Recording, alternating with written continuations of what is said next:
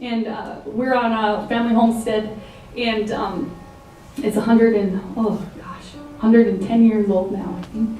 And the story of how that came to be and that it got to belong, it still belongs to us after all these years is incredible. It's a story of my great-grandpa Eddie, who I want to put his story down in a novel, but I know how to write songs, I don't know how to write novels. And I sat down one day, and we think about him a lot, and I say this in the column too, and everywhere I go, like when you live on a heritage place, a place that was homesteaded or worked through, and everyone that before you sacrificed so much to be there, and before that it belonged to someone else. And there's so many memories and history on the place, and so many of those memories are not even your own. They're just stories that you inherit, that they're just in you, and you know it because you just always knew it. And the story of great-grandpa Eddie is something that I just always knew, and I never knew him. And pieces of him still reside there, the barn and the threshing machine that we used to play ship and dinosaur on, and some of the things that he left behind. But what he left behind for us was this place. And because of the sacrifice and really when you learn about him, the kind heart and the work ethic and just the vision that he had, and maybe some luck sprinkled in there because that happens too. So this is great-grandpa Eddie's story, and it was inspired by a little garden that his wife, Cornelia, planted, of course, like all of us do, and especially back then, her garden in the lilac bushes. And what I love about driving across the state of North Dakota is that you can see where all of these places used to exist. You see the ones that still exist, and then you see the ones that used to exist, because you can see the lilac bushes and maybe the foundation, maybe their root cellar rocks. And you know someone made a go of it, and it was a different time, and not everyone made it, but Grandpa Eddie did. And there's a lot of reasons why. But he married a woman named Cornelia who died when she was only 36 years old. And that number and that age is not lost on me. I was 36 years old when I was faced with a health struggle, and I can't imagine what would have happened to me if I wasn't born and doctoring in modern times. And she planted yellow roses in her garden. And after all of these years, they come up in the little horse pen. We don't touch them, we don't water them, we don't take care of them, we just let them be. And year after year, drought after drought, snowstorm after snowstorm, that little bush of yellow roses keeps coming up as a testament, I think, to like the holding on. And we don't know holding on like Grandpa Eddie knew holding on. And this is his story. This is called Yellow Roses.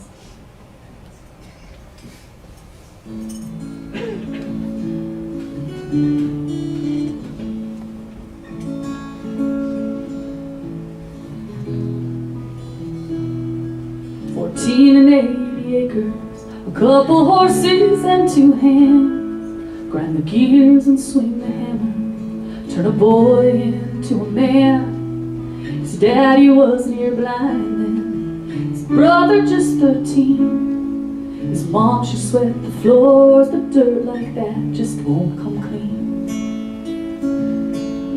Only North Dakota could make promises like this. Bring with you all your hope, you see what you can do with it. You build corrals and fences, the family's homestead up in time. Roll the rivers in the big draws with the cowboys for a dime. But there's something about the work here made him want some of his own. Signed papers on tar paper shacks and called the land his home. Only North Dakota could make promises like this. Bring with you all your hope, here see what she can do with it. Only North Dakota, where the ground turns white to green. The rain, the snow, the storms that blow in like you've never seen. And there we could have left it, his dreams sprouting from the ground. But if man can build a fortress, only man can knock it down. And when the war was over, he found himself a bride. Yellow roses in the garden, and their children were her pride. He lost some on the cattle, and he lost some on the grain. He lost her when she went to sleep and did not wake again. Only North Dakota could make promises like this. Bring with you all your hope and see what she can do with it. Only North Dakota, where the ground turns white to green, the rain, the snow, the storms that blow in like you've never seen. A man cannot give up here. He didn't have the mind. He made biscuits in the morning and taught all the babes to ride.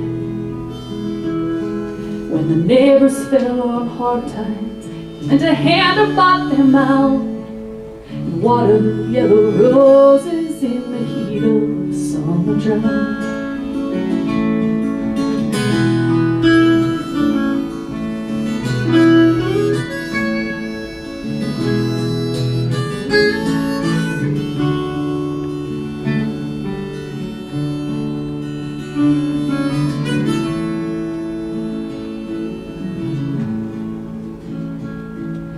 Stand here with my children, one on my hip, one holds my hand.